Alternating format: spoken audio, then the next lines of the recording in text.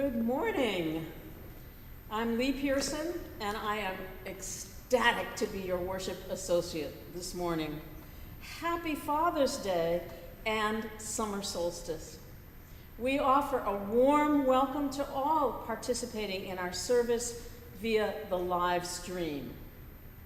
If you are visiting today or joining us for the first time, we are especially glad that you're with us this morning. This pandemic is a difficult reality, yet it radiates a special call to us to cast fear aside and love one another. It is a call to look out not only for our own safety and that of our loved ones, but also for the safety and support of all people. Our building may be closed, but our church and our virtual arms had never been more open. Thank you for joining us for our last service of the church year. We do hope that you will join us for summer services, which will begin at 10 a.m. starting next Sunday. And there's information of that in your order of service. And I just want to give you a heads up that next Sunday will be the live streaming of the General Assembly Sunday worship. And this is going to be amazing because it's going to be thousands of UUs from all over the country joining in to worship together. So I hope you will be able to join that as well. If you're joining us online today, there are links that you can click to see today's order of service and the hymns so you can sing along. And I hope you will sing at the top of your lungs at home. If you joined from YouTube, the links are just below the live stream in a white box. Click on More to see them. And if you're watching on the home page, www.frsuu.org, there are buttons below the live stream to click. Every Sunday we say, it is no small thing that we have gathered. This morning, it is a particularly big thing that we have gathered. So, let us give ourselves to it. I welcome one and all to our church and our worship service. If you have a chalice or candle at home, I invite you to light it now as we enter worship. It is good to be together.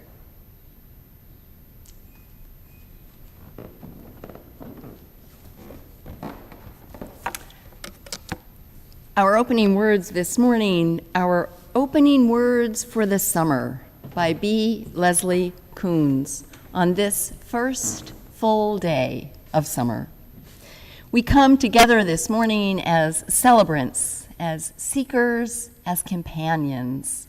We enter into this day joyfully, allowing ourselves the beauty of this time together, in which we may rest our cares and sorrows and allow our hearts and spirits to be uplifted. I invite you to take a deep breath. Drink in the beauty and the community that is gathered here in all of our homes together.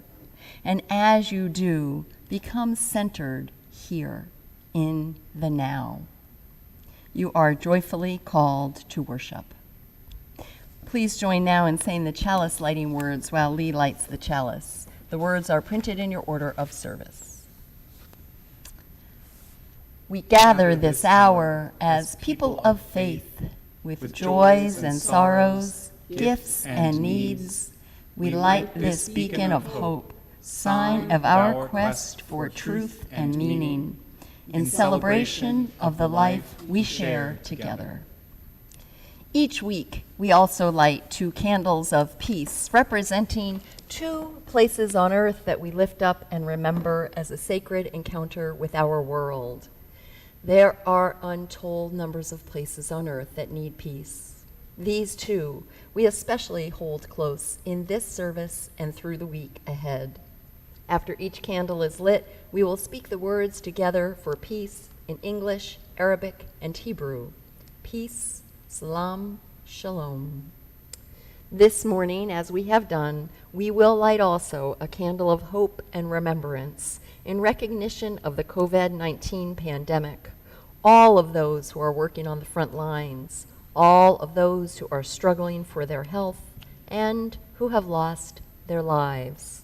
We will light this candle each time we worship for as long as we live into this worldwide reality. And our first candle of peace this morning is lit for Washington, D.C., where last week the Supreme Court voted on two critical decisions, one affirming the worth and dignity of transgender people, and the other stopping the elimination of the DACA program. We celebrate these advancements toward justice and believe that change can and does happen as we continue to work for justice for all. Peace, salam, shalom. Our second candle this morning is lit for Boston and cities and towns across our country where Juneteenth celebrations occurred, underscoring the importance of continued and sustained work at ending systemic racism, telling the true history of our country, until it is true that Black lives do matter. We pray for strength, commitment, and stamina to keep on and keep in this work for racial justice. Peace, salam, shalom. Please join now in our opening hymn, number 18. It's in your order of service, What Wondrous Love.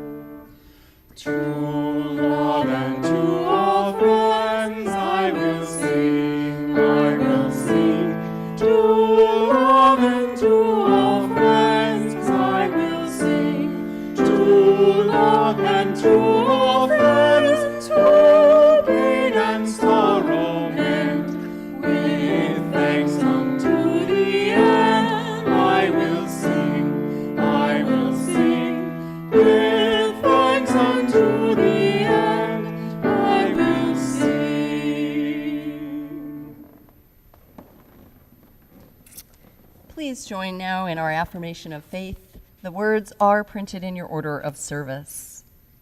Love is the doctrine of this church. The quest of truth is its sacrament, and service is its prayer.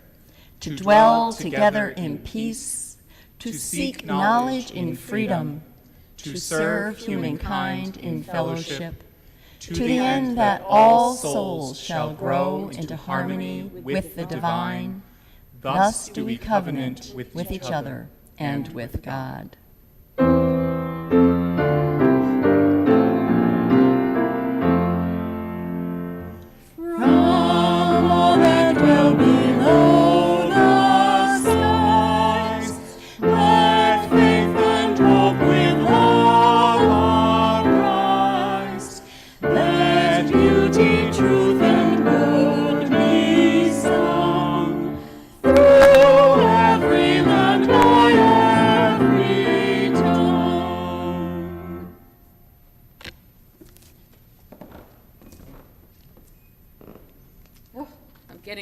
verklempt just being here in this amazing space. So, as you know, Friday was Juneteenth, the 155th anniversary of the announcement of the end of both the Civil War and slavery. To honor that momentous occasion, I want to share some reflections on fathers in my life, starting with my father and including my sons and their father. My father, in his late 50s, decided he wanted to learn to fly. So he went down to the Plum Island Airport and signed up for lessons. But being a surgeon, he knew that practice is the most important part of learning. So he rigged up his Rambler American to imitate the cockpit of a plane. He took out the ashtray and got a long stick, put it through that hole to attach to the accelerator. Because, in a plane, you accelerate with the stick. Then he tied a rope to the steering wheel so he could steer with his feet. Needless to say, my mother refused to ride with him. He was intrigued with the natural rhythms of earth, sky, and water. Whenever we came home at night, he would point to whatever constellations were visible and tell me about them. He was a born teacher. He taught purely out of love for what he was teaching.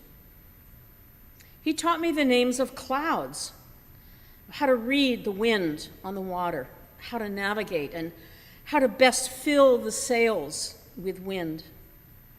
So, it's solstice time, and when the full moon rises over Plum Island as the sun sets over Newburyport, I think of him with gratitude. When I was married, I watched my husband navigate uncharted waters of what it meant to be a black father.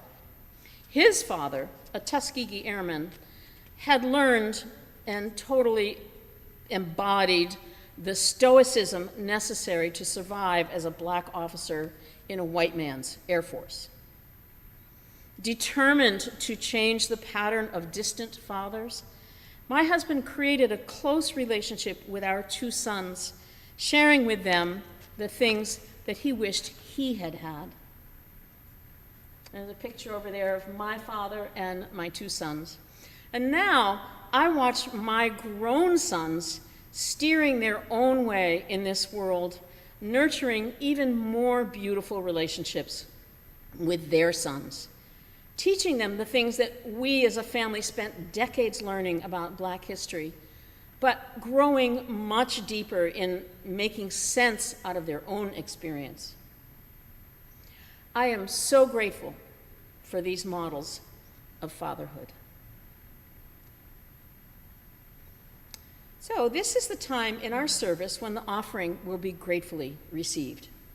This month, half of the loose plate offering will go to support the work of the LGBT Asylum Task Force in Worcester, which supports the basic needs of LGBTQI people seeking asylum in the U.S. They depend on donations and volunteers to help asylum seekers. It takes approximately $1,100 per month to provide the basic necessities of shelter, food, and support for each asylum seeker. This past year, they supported 45 people fleeing persecution and maintained their 100% success rate of folks who were granted asylum. So if you're joining us online, there is a link you can use to make your donation online. You can also text a contribution by sending the word GIVE FRSUU to the number 73256. And of course, you can always mail a check to the church as well. The offering will now be gratefully received as we listen to Alan Seale's beautiful original song, Rest.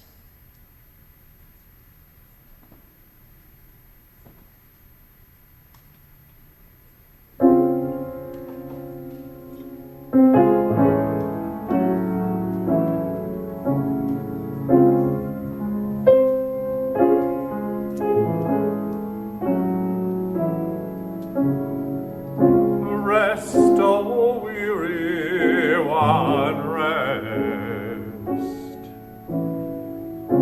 Sleep, oh tired one, sleep.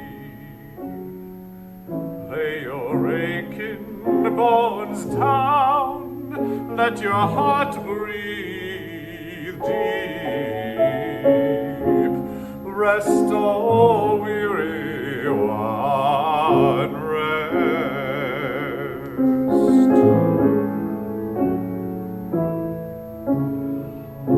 Day has come to an end.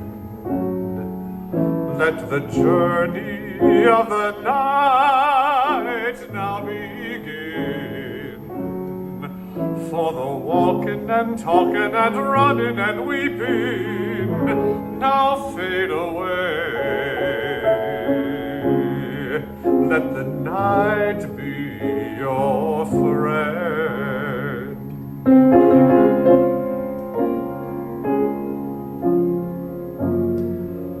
Settle on down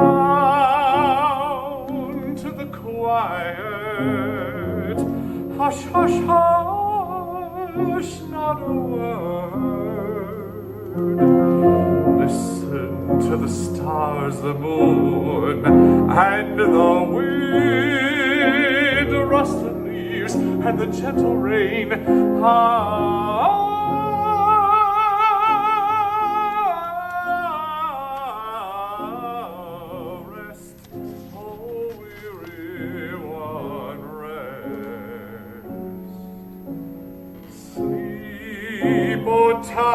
Tired one, sleep. Lay your aching bones down, let your heart breathe deep. Rest, oh weary one, rest.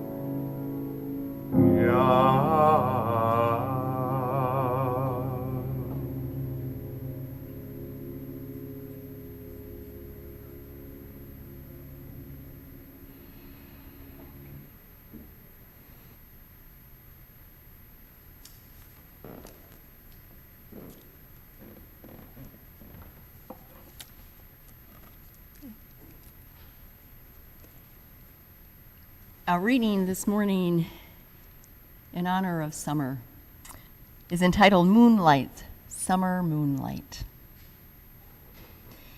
'Tis moonlight, summer moonlight, all soft and still and fair.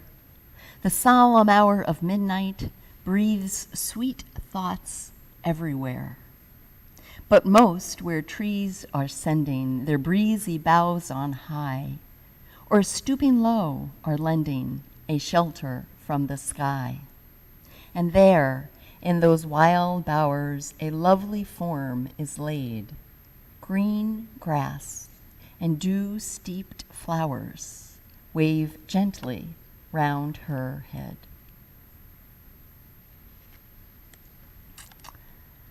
This is the time in our service each week where we lift up and remember the joys and sorrows of our community members and friends who are with us. I'll begin by sharing those that have been sent in advance, and I invite you to put into the chat your joys and sorrows this morning as well.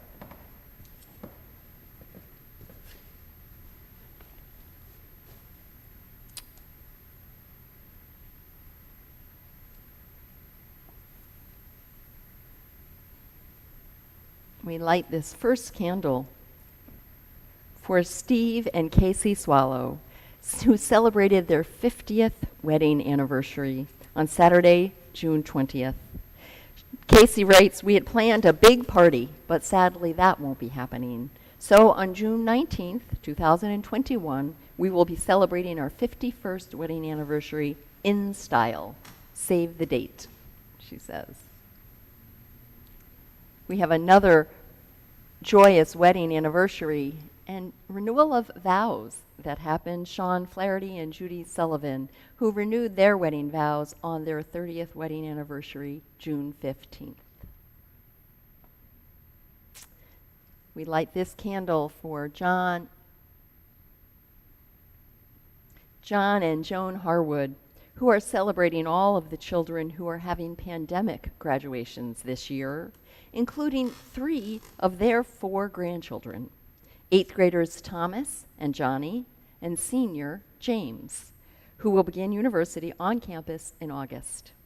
Their granddaughter Connie will graduate from high school in 2021, when hopefully she will have more of a post-pandemic ceremony. We light this candle of concern and of love this morning as Greg and Catherine Garnesh ask that we keep their son Nathan in our thoughts and prayers. He is in the hospital recovering from emergency surgery and is expected to be immobile for the next 8 weeks. We light another candle of remembrance and sorrow from Jay McCarthy, who writes of Gilbert Junius of Chesterfield, Virginia, who passed away on June 12th. He was a victim of ALS. Jay writes, Gil and I served a tour together in Vietnam, and I'll never forget him. Aim high, Gilbert.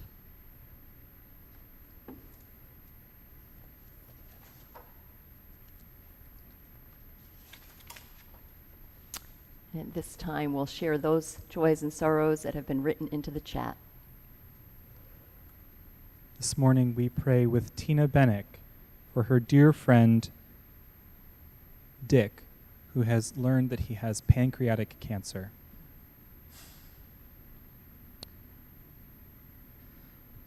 We share in the joy of Beth Monroe for her godson celebrating his first Father's Day as a new dad.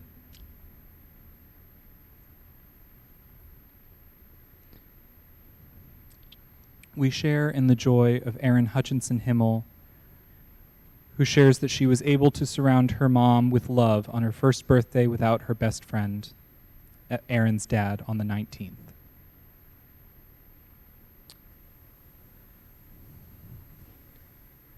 We share in the joy of remembrance with Bill Laporte Bryan for his father, who is still with him, although he's no longer here in body.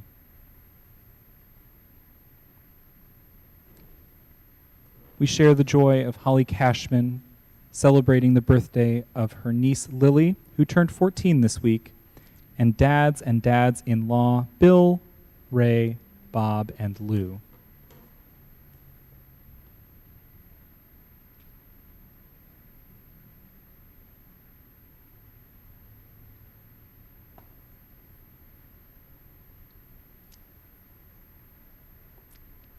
And I light few additional candles, this candle in honor of all those families, children, and mothers who have lost Black men in their lives due to unnecessary violence on Father's Day. And this candle in honor of all fathers, fathers who've died long ago, fathers who are new fathers, fathers who are with us this day. And we light one final candle for all of the joys and sorrows that, though unspoken, are just as held in the love of this community.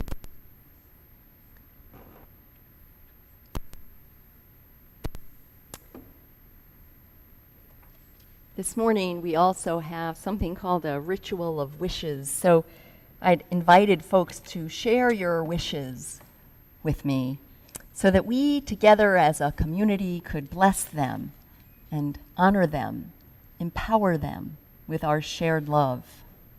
One of the many, many gifts of being a part of a community is the the gift of sharing our joys and our sorrows, but so too sharing our wishes and allowing other people to wish with us.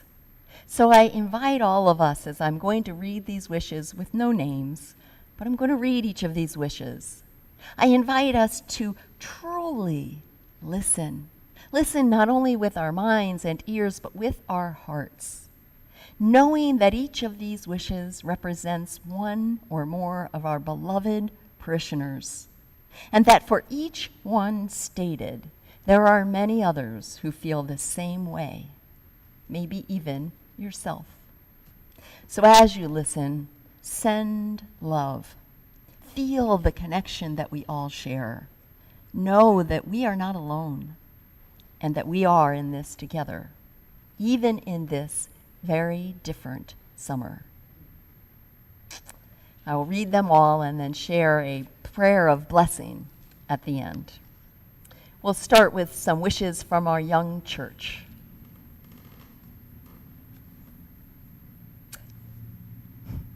And I've not edited any of these. My wish for the world, writes one of our children, my wish for the world is that they can pull themselves together and get COVID-19 to end. I wish that my grandmother will be happy again, because my grandfather died last week and her birthday was June 19th. My wish for the world is to eventually get back to normal life and to be able to have fun. My wish is for community preschools to be able to stay open. I wish I could hug my grandparents and my great-grandmother. And we'll move on to the wishes of the congregation. I wish to have more contact in person, not just virtual, with my family and friends, to find new ways to make those connections and still feel safe. My personal wishes for the future are increased connection and community, as well as enjoying many nature outings. For all the hugs we're missing and the hands we aren't holding. For restored hope and resilience amid our commitments to ourselves and to one another. I wish for smiles and laughter to be there for each one of us. I wish to be able to brighten someone else's day, to treasure the small patches of light we find inside and outside of ourselves that help us illuminate a pathway to joy and love, to be touched by our better angels. I wish to earn an A in class this summer. I wish to get a job. I wish to find an apartment with friends in Washington, D.C. I wish for less fighting in the family. A vaccination for COVID-19. True friends for my children. I wish that my children will find their passion and motivation. For policy changes and real change in policing, prosecutions, and prisons. I wish for the ability to teach and learn in person, not via screens this fall. Time to relax. The ability to get together with people we love. I wish that the voices that rallied this spring will continue this summer and into the fall, and that real systemic change will happen in the way America is run from national to local levels. Re-engagement with the world. My wish is that we may all know that we are a part of the whole, each of us a spark of the divine.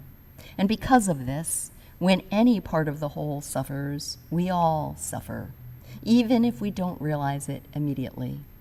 I hope that we all will be visited by evolutionary light, bathed in the knowledge of how to love one another. A safe, relaxing, fun, short vacation with my wife. Peace and contentment for my family, and a time to recharge their batteries. For my friends, I wish weather to their personal tastes and for the world, a return to normalcy in health matters, in political matters, in economic matters, and in national relationships, but with significant systemic improvement in racial discrimination. And finally, my wish is that we may continue to create abundantly and with joy. Won't you join me now in a spirit of prayer and meditation? Spirit of life and of love that fills each and every one of us with wishes and hopes and dreams. Let us receive these wishes that we've heard. May each and every person find a way to experience what they wish for. May they realize and know that sometimes wishes happen differently than we thought. That what at first may look like a loss actually also holds blessing. That when we think we cannot have something, the Spirit will move in us to see and experience things differently. May we be people of wishes. May we be people who support each other in their wishes and do what we can to help them come true. This day, this summer, and all of the days ahead, may our hearts be filled, may our bodies be healthy, may our minds be free, and may we choose always to wish for good. Amen.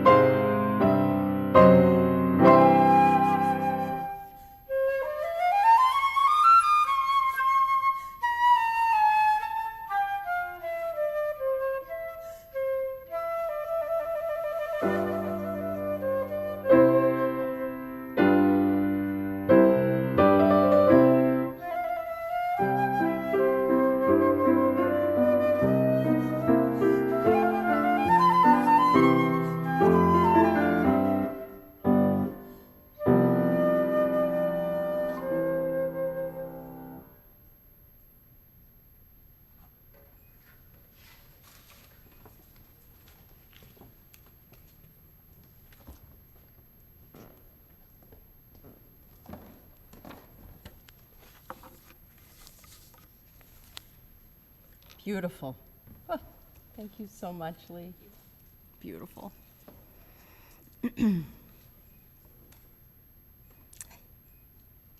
We've had to make some critical, potentially life-changing decisions for this church over the last few months.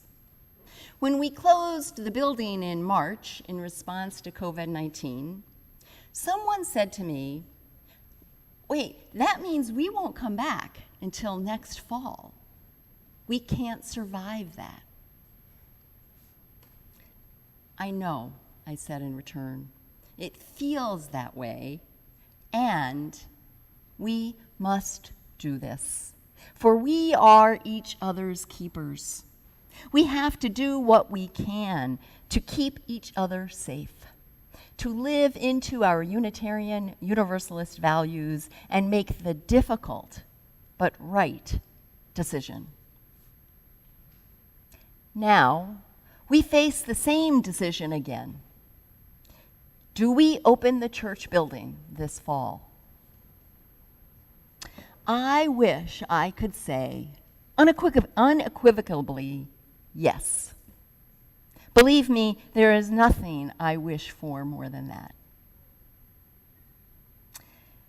And yet, the answer is no. Because we believe in science as well as faith, because we follow the epidemiology in caring for one another, and because we are committed to the well-being of all people. We will not be returning to church this fall in the way it used to be. And how I know we all wish it could be. But that is not the end of the story. Far from it. We will be returning just differently. Differently than how it used to be, and differently than how it has been over the last 3 months. So let me start with the most sort of important part of the line in the sand, or let me help you understand what this message is saying before we get into some of the possibilities. We will not be resuming large gatherings in this building, in this sanctuary, which includes normal Sunday services, until public health standards tell us it is safe to do so, or at least much safer than it is today. We will follow best practices for minimizing transmission of COVID-19, which does include avoiding large indoor gatherings. We're not alone in this decision. The Unitarian Universalist Association is not holding indoor large gatherings of groups until May 2021. And in fact, the UUA is recommending that congregations follow suit, and many are. Colleges and universities are struggling with this. Harvard has recently said that they will most likely be returning online. Even Broadway is closed through at least December 2020. Our decision not to hold large indoor group gatherings for the foreseeable future is based on a recommendation of the reopening team and is fully endorsed by the parish board, including outgoing members and incoming members, as well as all of the staff. I want to thank Jeff Bard, Judy Fair, John Mercer, and Meryl Maleska-Wilbur, who, along with Kristen Fehlhaber and myself, make up the members of the reopening team. As well, I'd like to thank the members of the parish board and staff for all of your faithful and thorough discernment of this very difficult decision. I assure you it comes from a place of love and concern for the safety of our congregation, your families and friends, the community at large, and our staff. This decision supports our Unitarian Universalist values of affirming the worth and dignity of all people and caring for the interconnected web of life of which we are all a part. Other churches may be doing differently, but we believe that by putting our values into action and leading by example, we are acting as the moral leader our church has long been. People are looking to us, I promise you. So this decision not to hold large in-person gatherings also allows us, all of us, you, me, and the staff, to focus on what we can do to be the church we are called to be, which is a lot. As difficult as this time period presents many gifts and unique opportunities. We won't be meeting in large groups in the sanctuary, yet we hope to be and plan to be meeting in small groups outside. This may start as early as July and continue as long as the weather permits. The reopening team is working now on guidelines that will allow small groups to do just that. So this might include, for example, reserving the patio outside of the lower meeting house in advance for your small group to meet, bringing your own chairs, knowing you wouldn't have access to the indoor bathrooms, sitting on the X's that have been placed there so there's safe distance. We're looking into holding small alternative worship services outside in September and October. These will be new and additional ways to worship, not replacing Sunday morning worship, which will continue to be live streamed. We've begun imagining how we can bring you all of the traditional services virtually, including the flower communion, pet blessing, and yes, the candlelight service. Plans are underway, and they're going to be spectacular, though I understand different. We are committed to honoring and upholding the traditions of this congregation, just with some creative new modifications. Next church year will be ripe with opportunities to deepen individual relationships. We aren't making any promises yet, but we're considering things like offering small, safe walks together, or with the staff or myself. We're even exploring how we might be able to make this sanctuary available to individuals by reservation. This could be a few scheduled hours during the week when a small number of people could sign up in advance and come and be here, sit in this space to meditate, pray, or simply be. This would only happen with our ensuring public health safety measures are being followed and precautions taken. And there's so many other things that are possible that are that yes and that I talk about a lot, right? Yes and. I've learned a lot as a minister over the last few months since we've closed the church building. The thing I want to say today is that I've learned that church is not a one-size-fits-all thing. Those days, if they ever did exist, are gone, at least for now, and I believe forever. Gone are the days when church was simply coming here on Sunday and sitting for hours, but that was church, and everyone came, and that's what you did. It's a good thing that that is no longer the case. Parishioners, you have different situations, you have different preferences, you have different needs. It is my challenge, our challenge in this shared ministry, and privilege and joy to do our best to meet those differences. When it is time, and as we can do it safely, we will return to being together in this building, first individually, and then in small groups, and someday in large group gatherings right here. Won't that be a glorious day? But even then, even when we're all back here together, we will be streaming these Sunday services. Streaming them so that those folks who can't leave their homes, or who are in a rehabilitation program, or who live in other states, or maybe who just even want to, can watch from where they are. Online church is here to stay. Virtual church and in-person church are not mutually exclusive. They are complementary.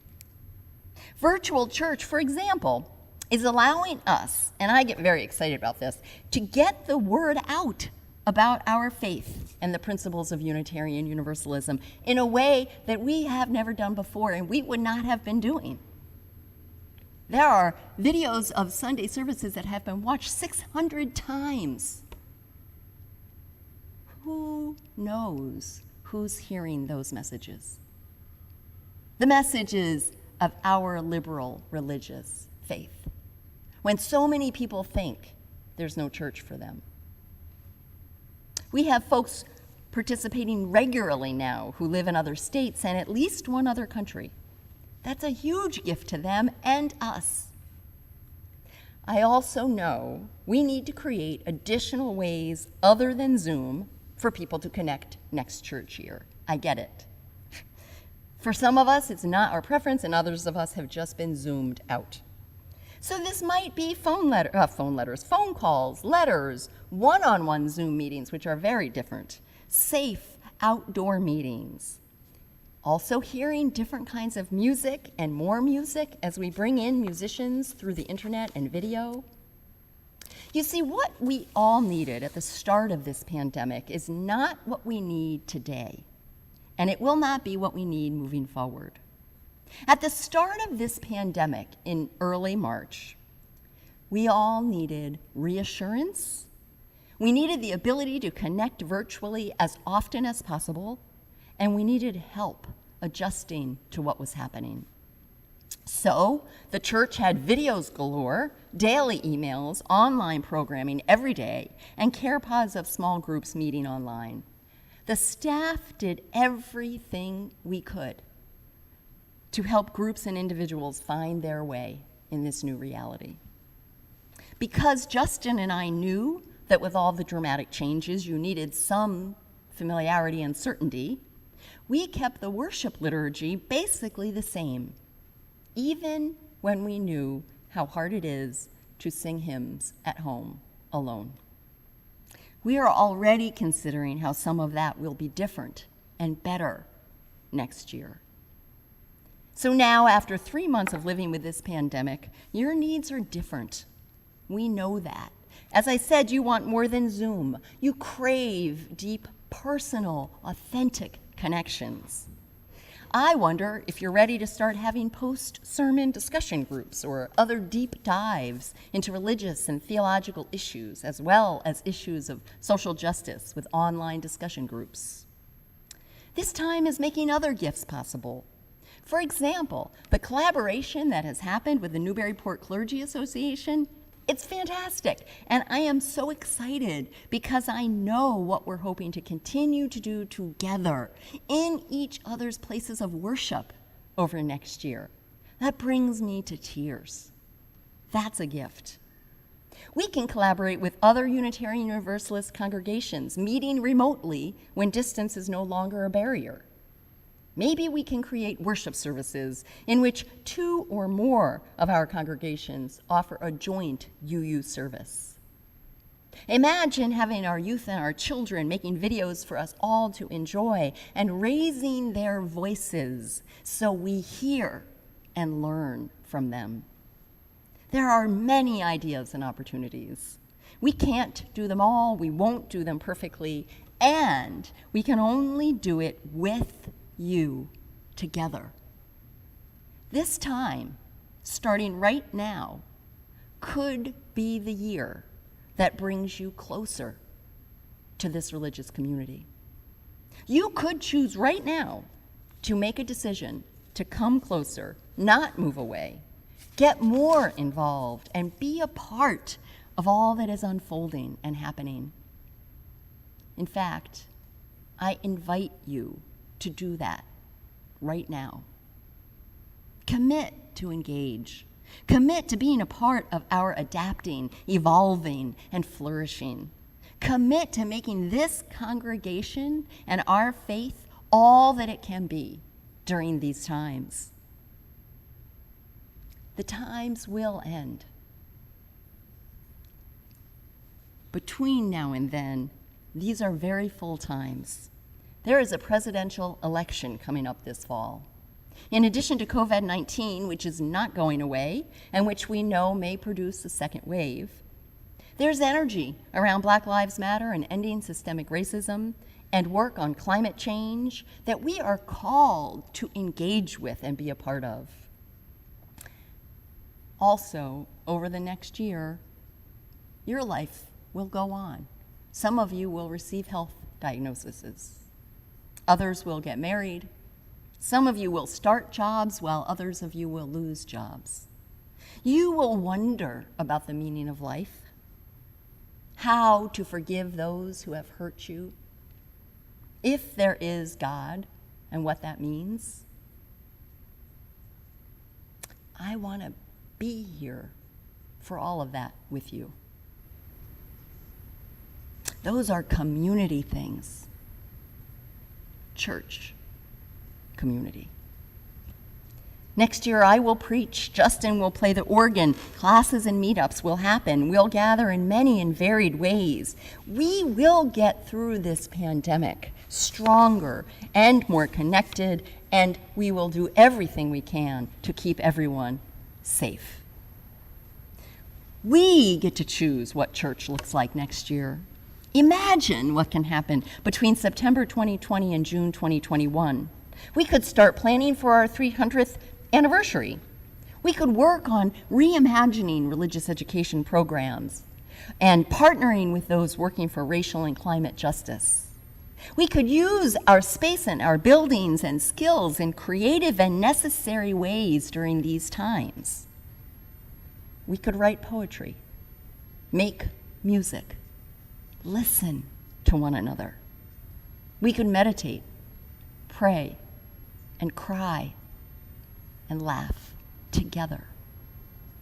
We could, and we will, because we are the first religious society, Unitarian Universalist.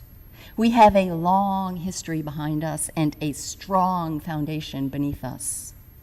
We have each other. We have love. We are blessed. I love you all. I wish for you, each of you, the best possible summer. I wish you everything your heart desires, your mind imagines, and your being longs for. I wish for all of us peace, good friends, and love, always, as individuals and as a congregation. Stay in touch.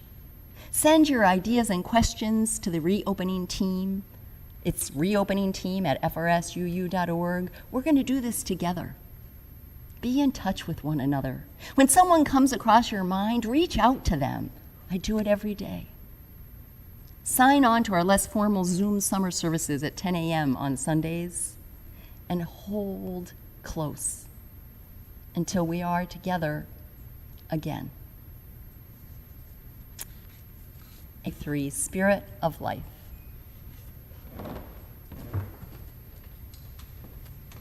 Reverend Rebecca, before we sing, I have been tasked by the president of the parish board, Karen Young, to share something with you. Wait, Justin, we're live. I know. That's the idea. You did this to me a few weeks ago, so this is payback. Please enjoy this appreciation from our board members. Dear Reverend Rebecca, in your hands, I feel that the future of our church in these most uncertain times is solid.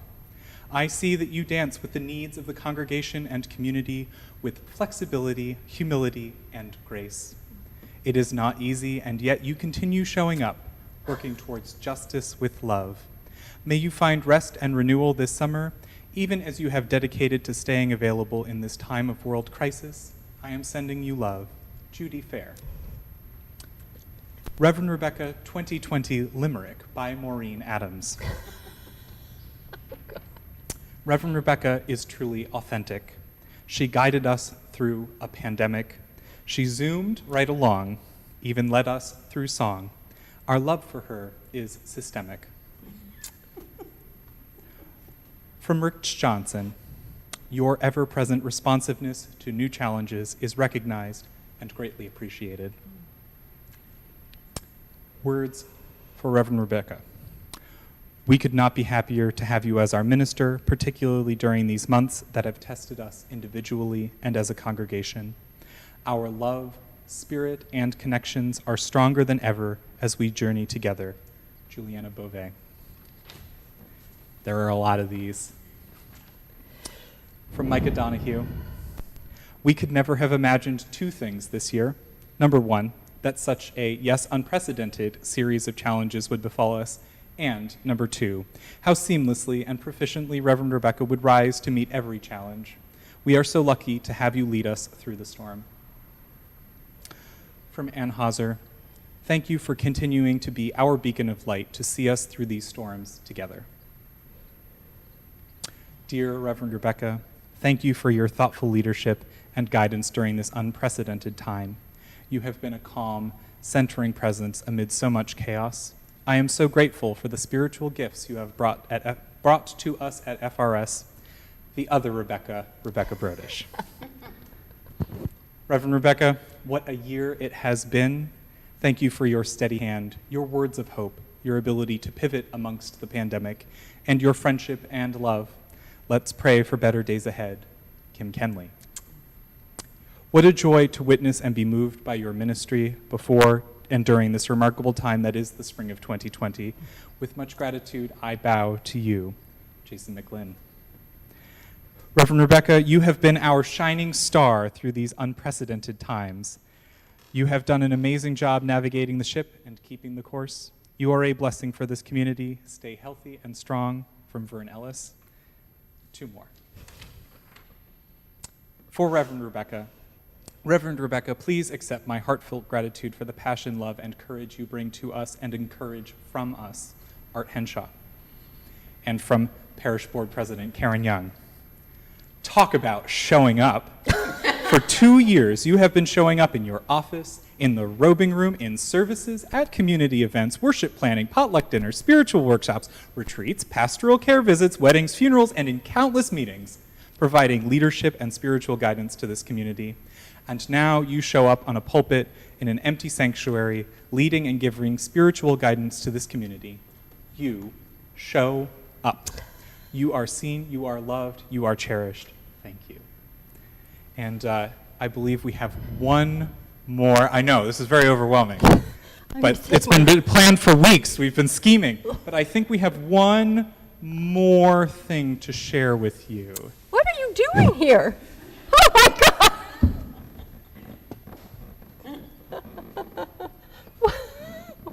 Now you get a What's happening? Oh my goodness, you're supposed to be on a boat.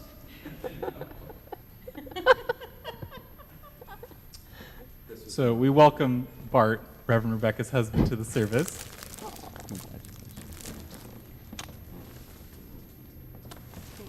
They're beautiful. Oh, they're gorgeous.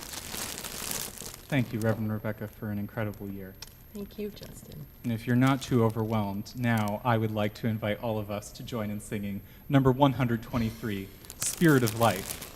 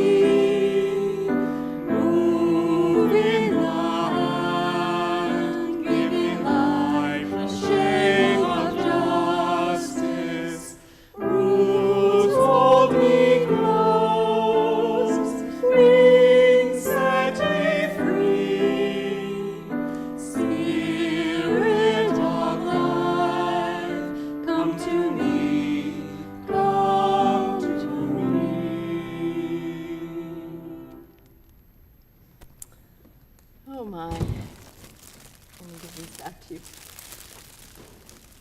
So I'm not sure how I managed to hold it together with all of that. I'm not sure how you managed to do that. I actually am fairly speechless. But as one of my great teachers, Howard Thurman, says, when we need to, we dig deep in the well, and the growing edge is there. So let us dig deep. Let us dig deep. My friends, as we close this service of this, our church year, the end of our second year together, and the beginning of so much good to come, I ask, Spirit of Love, that you hold these precious people close, that when they are sad, they have a friend, they hear a song, that when they are afraid, they feel the strength of nature, of family, of this community, of this love that is ever with us, ever beneath us, around us, inside of us. May each and every one of you have the most amazing summer, not because it's perfect, but because it is yours. Go in peace, my friends, and return again in great joy. Amen, and blessed be. Amen.